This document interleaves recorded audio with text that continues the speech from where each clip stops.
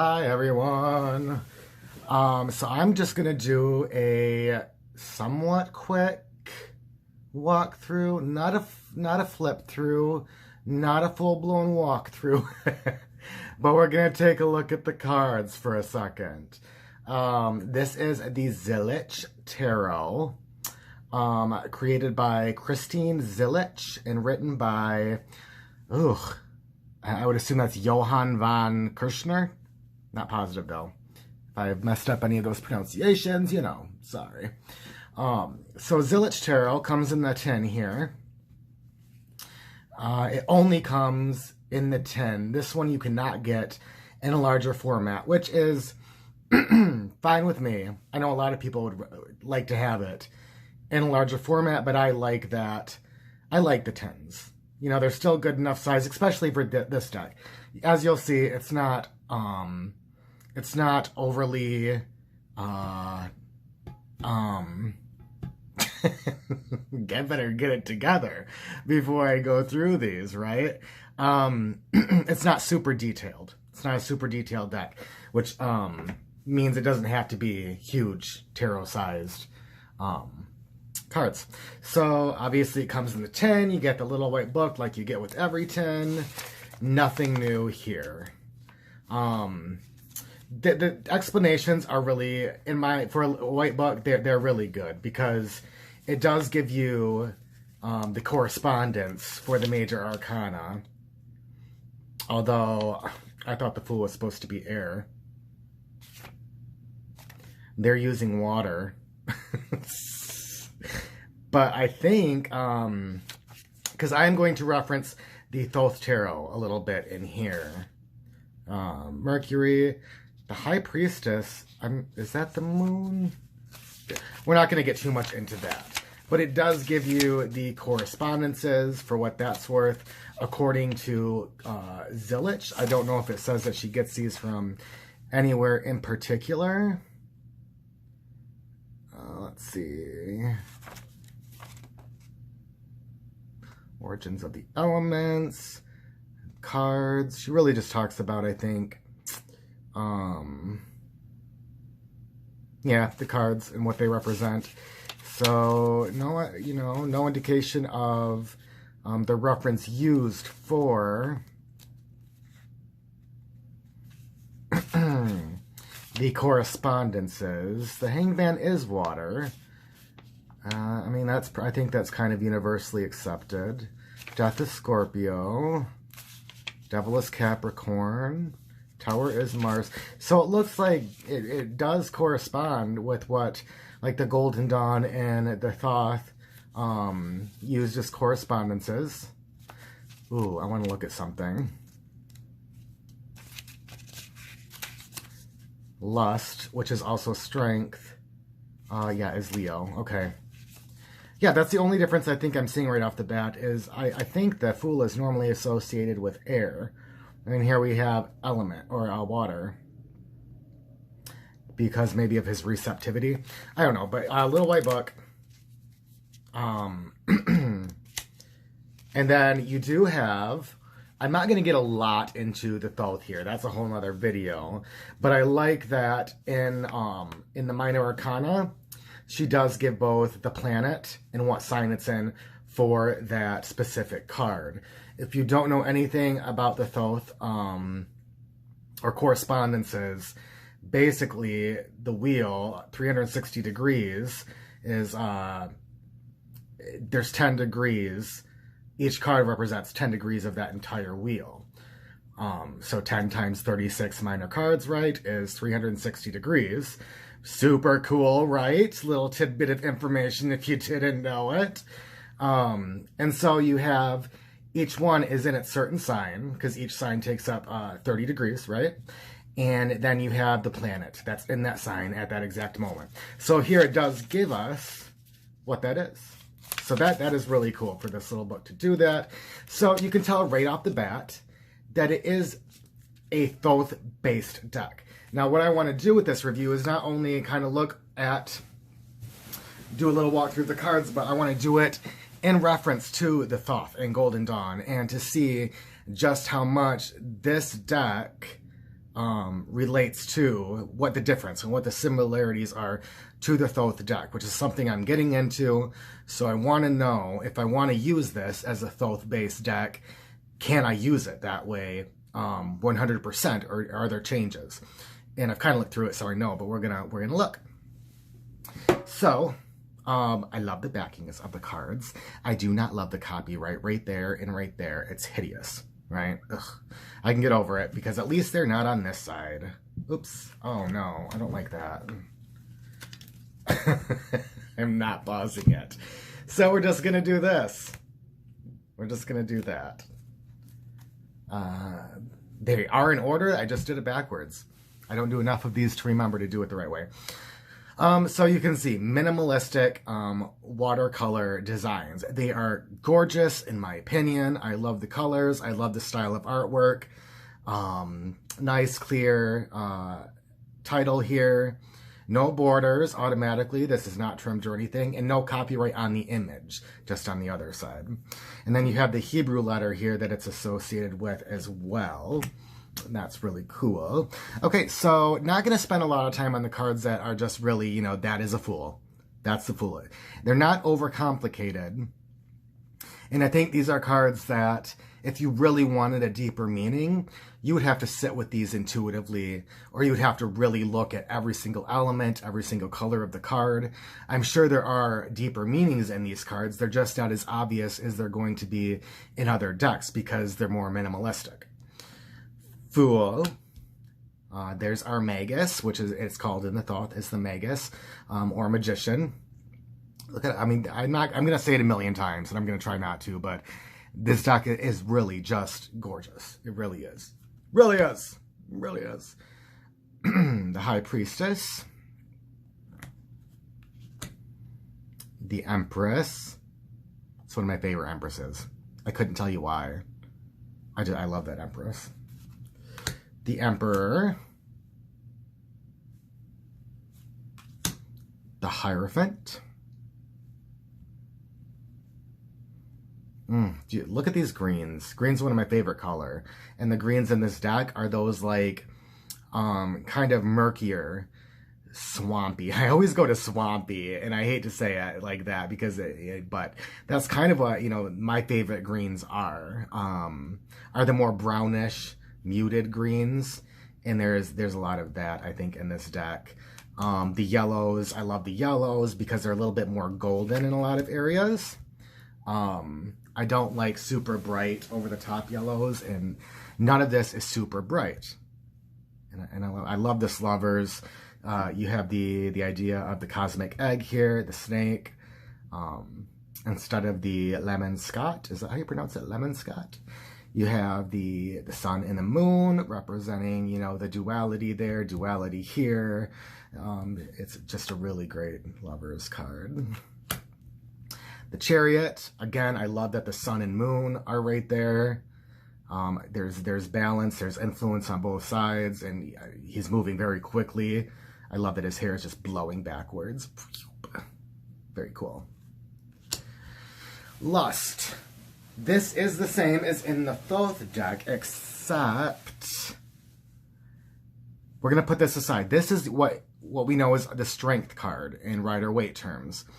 Thoth uses lust, which is something I have come to understand and actually love. I love the word, and it's the meaning that it evokes for this card and why it evokes that meaning. Again, I'm not getting into a bunch of Thoth discussion here, just enough to say that this does correlate. Strength is lust in the Thoth deck. Beautiful Strength card. No, we're not gonna put that one. Well, I'll put that one aside there's a reason. The Hermit. I love that this Hermit is more of in like a meditation pose. And not only is he in meditation pose, he's very airy. He's off the ground. He's floating with his thoughts. I love it. Wheel of Fortune. Adjustment, also known as Justice in the Rider-Waite. And these are where you would find these in the Rider-Waite. 8 is Strength, and 11 is Justice in the Rider-Waite and Rider-Waite inspired decks, and a lot of decks. In the Thoth deck, and according to the Golden Dawn and all this, you are going to switch these. This would be Justice or Adjustment. Adjustment is the word used for the Thoth, but in RWS, it would be... No. Oh my god, look. See, I'm learning too. No, I'm right. Oh, wait. Am I right? Yeah, Justice. Yeah, is number 8 in the Thoth. And Lust would be 11. Like, I feel like I know that. You know, I know that, but for some reason it's jarring right now. And I need to make absolutely sure. I don't know why it's jarring me. Hold on, guys. Sorry. I am opening a book. And we are going to take a quick look just to make sure. Yeah, I am right. So, I'm just not used to doing that, you know? So, but in a Thoth deck, Justice would be number 8, and Lust would be number 11. And there is a reasoning behind that. I'm not going to go into it right now. But in this deck, she does keep the Rider-Waite order of the majors.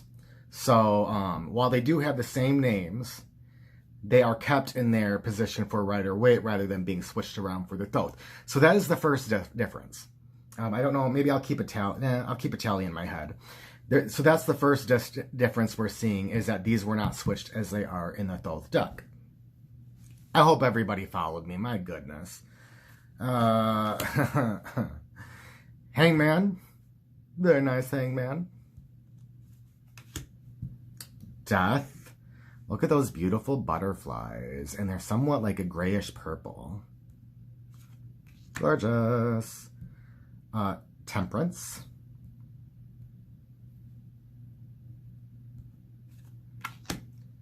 The Devil.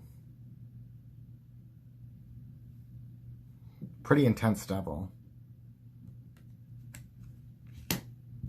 The Tower is very chaotic energy. I love it. And you do see the person falling from this tower here. The Star.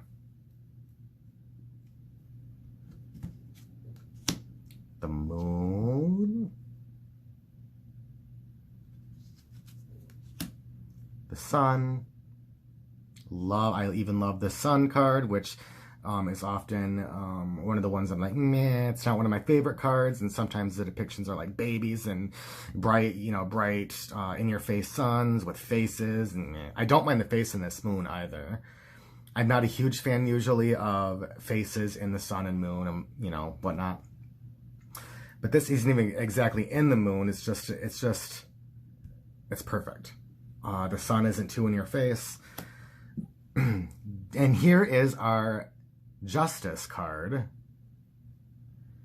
which is normally Judgment in the RWS, but it is it's not Justice in the Thoth either. In fact, I'm going to take these out. We'll do a little bit of a talk at the end. Let me take these out before I forget. So if you're not interested in seeing the rest and are kind of confused about a few of these, stick around. We're going to talk about them. And those are Justice, Temperance, and Adjustment are the three that I kind of want to talk about a little bit. Yeah, in the Thoth, though, this is Aeon. This is Aeon. It's not Justice. So there's a second difference right there. And we'll talk about it at the end. The universe is the universe. And I have always loved the universe more than the world. We see the world a lot in tarot decks. I love the idea of the universe card because really it encompasses all of it. And if we're talking about that, then all of it is much bigger than our world. So I love the universe cards. All right, that's it for the major. These we should be able to go through very quickly.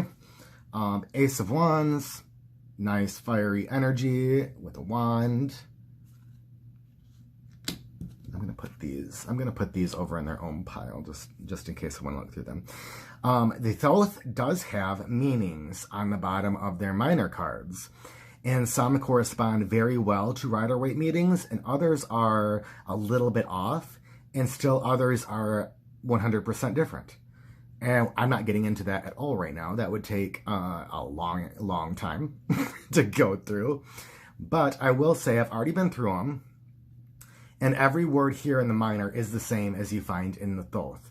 So here the Two of Wands is meaning dominion. And that is the same as in the Thoth deck. Virtue, Three of Wands. Completion. I'm going to say the word rather than the suit. Just because I am trying to get into the habit of kind of saying these as their meaning too. Strife. So, I mean, you see, Five of Wands is strife. It's, you know, it has a little bit of a different connotation here in a Thoth, but, you know, still kind of the same thing. Six of Wands is usually always, you know, victory. You see a phoenix here. That's cool. Valor. Swiftness. Strength.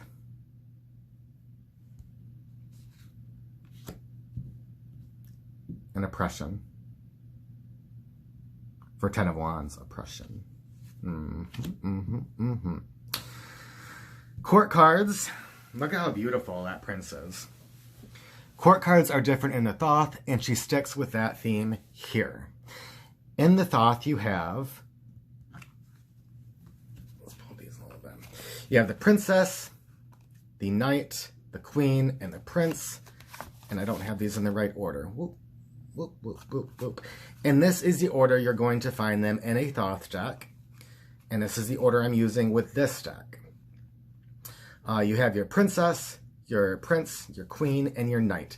So the princess kind of serves as a page and really does not at all.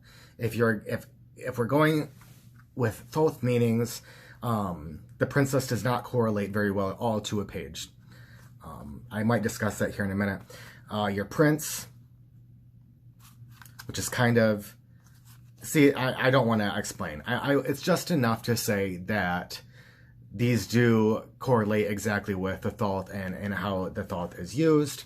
The knight is kind of their king, but still has basic knight qualities that you would find in the Rider-Waite, where the prince, in my opinion, more has the page qualities.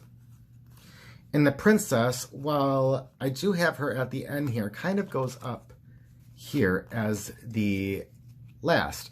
And I will just say that the princess in the Thoth is kind of the representative of her entire suit. She is both at the bottom. She's the very last card, the very bottom of this trickling down that we have in like the Tree of Life. And thus, as the very end card, she is also the very beginning. She correlates, she's very much an ace, where the ace in the Thoth deck will represent the seed of that suit. The seed of fire, passion, you know, commitment, and like the wands. There's that seed, but it doesn't represent those actual qualities. It's more like the idea of the very beginning stages of where the princess really does represent that entire suit in material form as the princess. So if that makes sense at all. So kind of the same thing as aces, but much more materialist, much more manifested. And I really love how the Thoth does their courts as well. So you've got the princess. I didn't keep those apart as I said I was going to, but that's all right. Just the first one. The knight. And they're all very fiery. Queen of Wands. This is the only one that I don't like, and I'll tell you why. Like, I don't know if she was meant to be looking over her shoulder or throwing her head up in ecstasy. Like, I'm unsure what she was supposed to be doing, but it looks like her neck is broken and falling off her shoulders. And I do not like it. It just, ugh, when I see this card, ugh. And I love the card. Look at her like cheetah here. And her fiery dress and her big wand, and I love everything about it except that it looks like somebody just whacked her with a bat in the head, and her head is broken and it's falling off, or her neck is broken. So if anybody sees anything differently and can help me with this card, let me know, because I would love to love it, but meh, I don't really. And then our prince, look at him. Hey. So you see that in the wands, we do have a lot of this red, yellow, orangey, bright energy, fiery energy. You just get that general feeling in the wands cards. Now we'll go to cups and see what kind of feeling that has, right? Ace of Cups. So very much more soft pastel, it looks like, in the cups. Two of Cups is love. Little bit of those same colors, but still you have a little bit more muted here too. Abundance, luxury, disappointment. We're getting rid of those colors. I wonder if that's kind of a theme too. Like in abundance, you have quite a few colors, more colors than in the first couple, because it's abundant. Luxury, you're kind of reveling in those colors, right? And then disappointment, those colors are gone. So that's something I'm seeing right now that I am loving. So that's something that's always interesting to do. It might even be worth going through this deck and looking at the color schemes alone, because I feel like she probably used color a lot to convey the meanings and energy of the cards. I'm not positive because I haven't been through them in that manner, but it seems like she might have, based on what I'm saying. Six of Cups is pleasure. Pleasure. Debauch. Very gray in there. Indolence. Indolence. Indolence. Indolence. Indolence. Indolence. I don't know. Bliss. And there we go. Yeah, see, these are pretty. I mean, there's a little bit of even the bright colors here are more muted. This is nothing but gray and a little bit greenish. Debauch. It fits. Indolence, again, very muted, more grays, more toned down. And then you have bliss in back. Boom. With the bright and more lively energy. So I feel like the Suit of Cups, satiety, and that's kind of in the middle, just perfect. So the color scheme for the cups was spot on. I love cohesiveness, and I love things like this. But overall, you do have, besides indolence, you have more muted a little bit than the wands for sure. A lot less reds, oranges, yellows. They are in here, but there's less of them. So they still have their own kind of color scheme going on. And again, with the quartz, too. We have the blue for, more the watery feelings of the prince. And I don't like that I don't have these in order. I should. Knight. Queen. Prince. Look at that queen. She is amazing, right? Prince. And the princess, and she's really cool too, and that's what we have on the 10, is the Princess of Cups. And I think, really, if I was doing this in the order that feels right to me, and I think it's the order that the Thoth teaches, don't quote me on that, but I would put the princess at the end in the king's place. And there's a reason for that. But I'm going to do that now so that I remember too. Ace of Swords. I can't get enough of this deck. Going through it again, I'm like, oh god. The colors are just incredible. Peace for Two of Swords, right? Interesting. Yes. Yes. Three of Swords, a sorrow. Truce. More grays in the swords, right? I'm feeling like it's more of a gray, which works very well for swords. It's both, like the lighter gray is more of like an airy color, right? But it's more of like a, I mean, just to be very basic, it does put you in mind of a sword, right? A gray sword. But I do like the color gray for like the thinking aspect, you know, the thought processes. You know, it's a good balance, you know, it's the balance between white and black. And so I think it works well in thinking about our thought processes, because I like to, you know, I like to look for balance. I'm not good at balance, but I like to look for it and try to balance when I can. Science. Futility. Interference. Cruelty. And ruin. Look at that. What is that? Look at that. Oh my god. The Ring, anybody? It looks like she's crawling right out of the card to come get me. Right? Boo! It was a good card for ruin. It really puts me in mind of The Ring, though. Am I thinking of the right one? The Ring, yeah.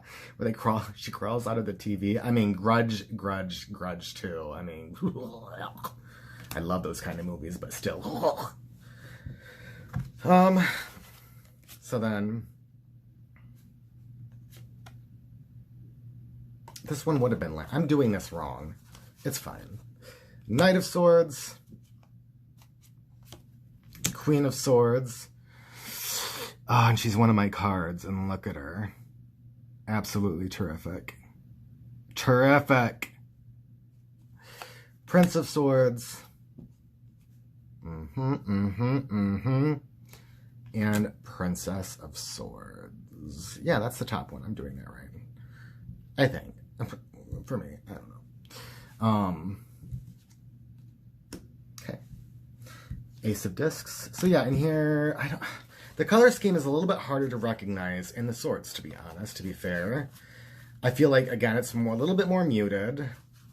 There's a little bit more grays and darker well,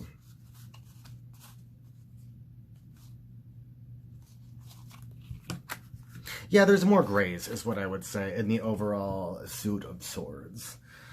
Ace of Discs. Two of Discs, change. Work.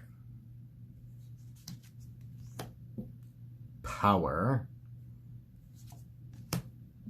Worry. Success.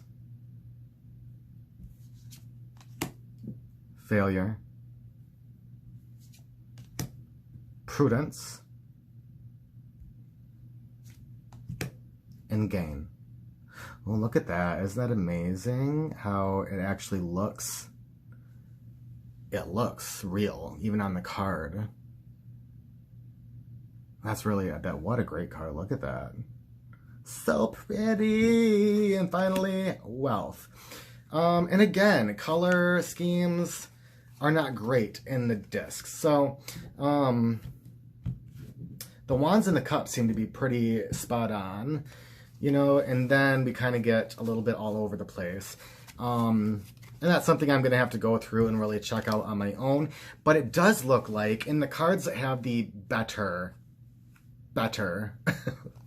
meanings, we get brighter cards with more interest. And then in the cards that are kind of like failure, right? They're a little bit more dragged down. We even have murky colors. We have muted colors. Success, again, very bright. Worry, very muted. Power is interesting. That is a very earthy card. That does work well for power. Kind of a mixture there for work. Change. Yeah, so I do feel like she sticks with that. Like, she uses color in the meanings of the cards, not necessarily, a little bit in the suits themselves, too, especially in that wand, right? In the wands. Very fiery energy in the wands. But overall, it looks like she does use color in its both, like, its opaqueness, its translucence, its brightness, its saturation, in the meanings of the cards. I feel like she is. So, Knight of Discs, Queen of Discs, Prince of Discs, and Princess of Discs. I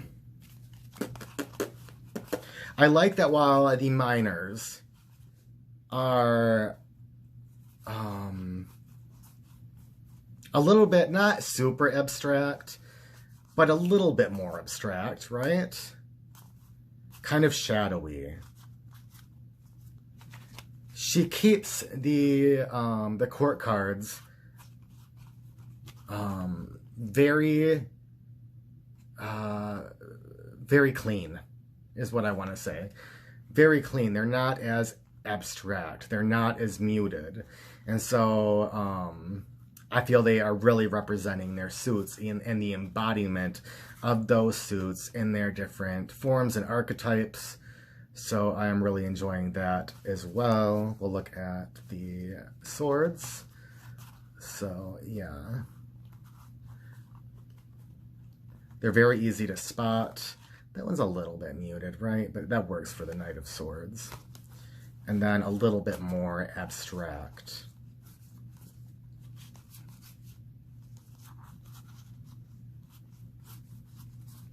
Yeah. Ta-da! So the only thing I wanted to go back to really quick, and I'm already much longer than I wanted to be, were these. Because I get confused. Let's put them in order-ish. Especially in this deck, I feel it would be easy to get confused on these. First, let me say, all in all, it is 93% true to the Thoth deck, maybe even 95%. The variations or inconsistencies with the Thoth are in the majors. I don't see any of that in the minors. The words are all the same. You have the court cards the same. So none of that in the minors. In the majors, she decided to change a little bit of things, some things. And the main differences here are, I mean, these are the same. I guess the only word that she does change in the majors, am I right in saying this? Let me make sure. I'm going to pull out the majors again, just so I can. Power, Devil, Death, Hangman, Lust, Wheel of Fortune, Hermit. And the Magus. Okay, yeah. The only card title that she changed is Aeon. And the Thoth, number 20, instead of Justice would be Aeon. Instead of Judgment that we would normally see, it would be Aeon. Here we have Justice. And then, to make things more confusing, she uses a word that is used in normal Rider-Waite meanings for adjustment. Typically, adjustment is justice in a Rider-Waite inspired deck. So I feel like that makes it really confusing for people that especially have not looked at the Thoth or anything having to do with it. It feels like that card is just way out of place because justice in Rider-Waite already has, its own card and its own meaning that's been transposed onto the Aeon or to Judgment. I do see her reasonings. Adjustment has more to do with being fair in kind of like more in everyday dealings, overall in the scheme of life. Are we being fair? And then judging those situations that aren't fair, and it gets very confusing with the term justice or with temperance. So really that's what we're talking about is, yeah, it is justice, but not really, I don't think, on a, even on a cosmic scale. You'll see where this difference, and I'll talk about it in a minute. And then some people will get confused, I used to, with temperance. And how is justice and the act of balancing any different than temperance?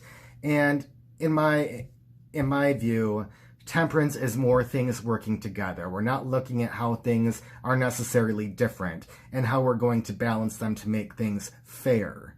This isn't a moral card. It's not ethics. And that's what this brings up, is like morality, ethics, fair play. This brings up more of the balance feeling, having things line up with each other, using both the light and dark in one action.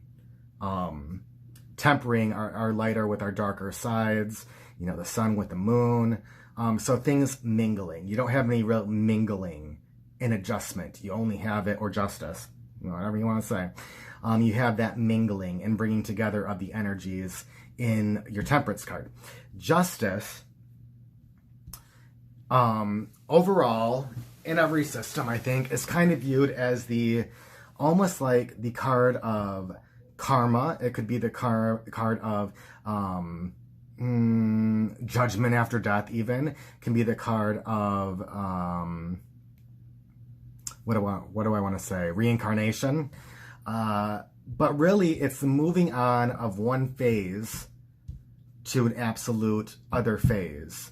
Kind of like the death card, but the death still can remain in that same phase. You can still have something die, renew a certain thought process, say, and still have that arise while you're in this same time and space of your life.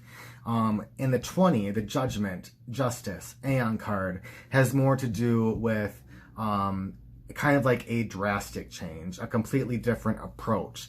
And more than that, it kind of has to do with karma, in a sense that your past actions will determine future events. And that's why I think she calls it justice.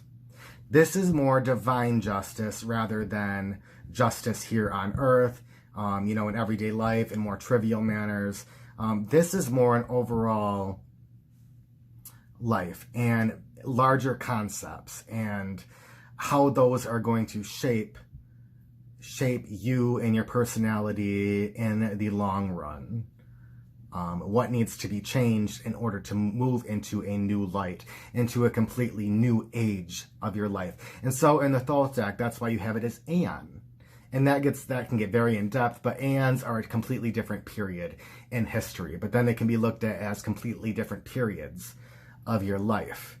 And then that feeling of the judgment card is basically you're being judged for your past action. There is discernment in what those past actions were, what needs to be changed, what needs to die, what needs to be let go of. And then you're moving into your new life, either carrying that with you or being able to let it all go and start afresh. There are so many different approaches to Key 20, to Major Arcana 20.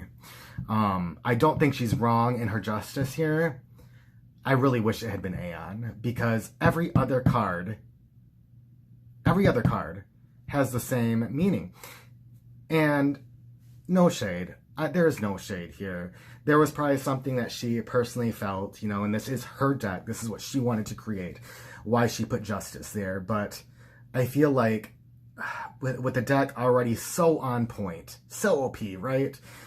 I wish I had seen Aeon, because not only is it consistent with the rest of the major, you won't get confused, with adjustment here. So those, I think, are the two main changes, if I'm not mistaken. This is changed from Aeon to judgment, or to justice, and adjustment is not switched with lust as it would be in the Thoth deck. So it really looks like only two major changes. Oh, let me get a drink of coffee. My mouth is so dry and scratchy. Gross. I need to get off here. So, I don't know if that was helpful or not. I think that this deck could definitely be used even if you did not want to learn the Thoth system. One, you could totally disregard the meanings down here. or you could chop it off. In fact, if you like the artwork but aren't jiving with the names and the changes and the court cards and so on, you could cut that off and use it as more of an oracle if you wanted to, or even as a tarot if you got to know the cards before you cut those off. Or you could even just cut off the name down here. You really could do that. And then corner cut it, and they would just be a little bit smaller. So there are a lot of ways I feel like anybody could use this deck.